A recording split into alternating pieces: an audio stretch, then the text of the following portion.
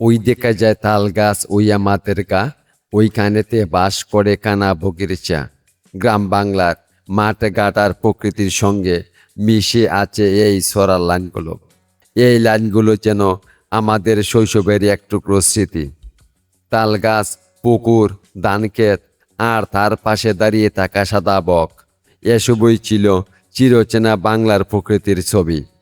বক নামটি শুনলেই চোখের সামনে ভেসে উঠে বাংলার এক চেনা দৃশ্য। ধানক্ষেতের পাশে সাদা বকের শাড়ি, খাল বিলের পানিতে মাছের অপেক্ষায় দাঁড়িয়ে থাকা বক, অথবা পাশে বনের আড়ালে নিস্তব্ধে লুকিয়ে থাকায় একটি পাখি।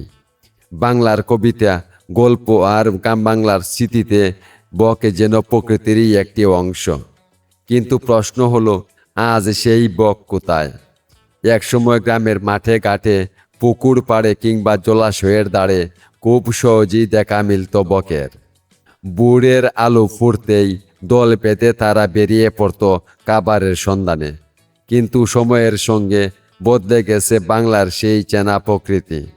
অনেক জায়গায় এখন বকের দেখা মেলাই কঠিন। এর অন্যতম কারণ গাছপালা ও প্রকৃতির আবাসস্থল নষ্ট করা।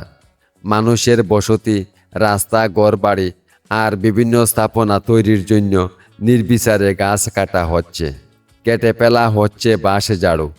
অথচ এই বাঁশ ঝাড় আর বড় গাছগুলোতেই অনেক পাখি নিরাপদে আশ্রয় নেয়।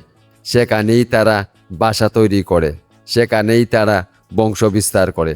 শুধু আবাসস্থল নষ্ট করাই নয়, শিকার ও বকের সংখ্যা কমে যাওয়ার অন্যতম একটি কারণ। অনেক জায়গায় এখনো শিকারীদের হাতে পাখি মারা পড়ছে। একটি বক হয়তো একজন মানুষের কাছে সামান্য একটি পাখি, কিন্তু প্রকৃতির কাছে সেই একটি গুরুত্বপূর্ণ জীব। আরেকটি বড় কারণ হলো কীটনাশক ও বিষের ব্যবহার। ফসলের ক্ষতিকর পোকা দমনের জন্য অতিরিক্ত কীটনাশক ব্যবহার করা হয়। এই বিষ এই পানিতে মিশতে পারে, আর বিষ প্রয়োগ করে মাছ ধরার কারণেও জলজ পানি বিষাক্ত হয়ে যেতে পারে। সেই মাছ ও জলজ পানি খেয়ে বক অসুস্থ হয়ে পড়তে পারে, এমনকি মারাও যেতে পারে। এদিকে বাঁশের ঝাড় কেটে ফেলা আর দ্রুত নগরায়নের কারণে বকের নিরাপদ আশ্রয় আরও কমে যাচ্ছে। বিভিন্ন এলাকায় উঁচু টাওয়ার ও বৈদ্যুতিক অবকাঠামো পাখিদের চলাচলে প্রভাব ফেলতে পারে।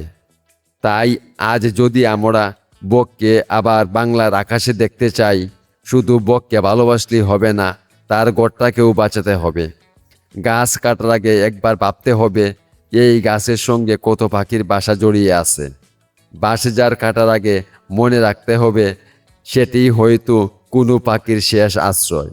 কারণ বক হারিয়ে যাওয়া মানে শুধু একটি পাখি হারিয়ে যাওয়া নয়, এর সঙ্গে হারিয়ে যাবে বাংলার প্রকৃতির একটি সুন্দর অধ্যায়। হয়তো একদিন আমাদের সন্তানরা বইয়ের পাতায় বকের ছবি দেখে প্রশ্ন করবে, সত্যি কি আমাদের দেশে এমন সাদা বক উঠত? সেই প্রশ্নের উত্তর যেন আমাদের লজ্জায় মাথা নিচু করে দিতে না হয়।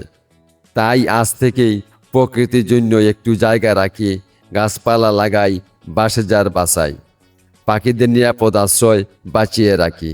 কারণ প্রকৃতিকে বাঁচাতে আমারও বাঁচব। প্রিয় দর্শক, ভিডিওটি একটি লাইকে দিন, আপনার বন্ধুদের সঙ্গে শেয়ার করুন। এমন আরও তথ্যবহুল ভিডিও পেতে আমাদের চ্যানেলটি সাবস্ক্রাইব করুন। পাশে থাকা বেল আইকনটি অন করে রাখতে ভুলবেন না। আবার দেখা হচ্ছে পরবর্তী কোনো এক ভিডিওতে। ধন্যবাদ সবাইকে।